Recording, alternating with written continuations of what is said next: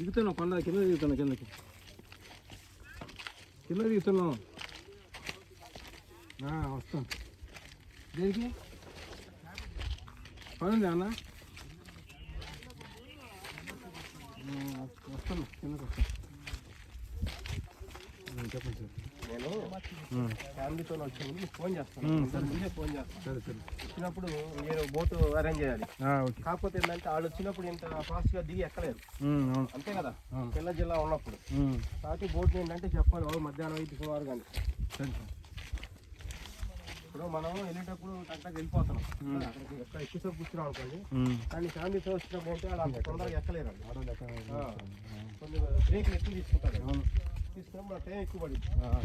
చాలా పడుతుంది ఇస్తే ఇప్పుడే ఈ జనవరిలోకి రండి సార్ మళ్ళీ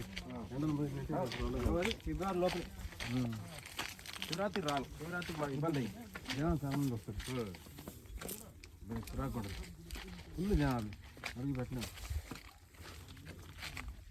మీరు ఇప్పుడు రోజులు సరిపోయింది అసలు మీరు రావట్లేదు మీరు మళ్ళీ ఎంత వచ్చి వచ్చారు ఇప్పుడు ఒక 5 సంవత్సరాలు తగ్గించా అంతేనా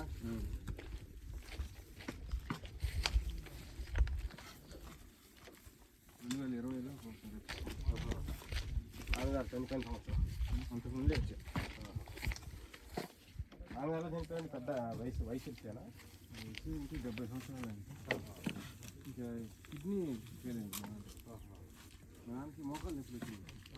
మోకాలు నొప్పి వస్తే నీ రిప్లేషన్ ఆపరేషన్ చేసుకోకుండా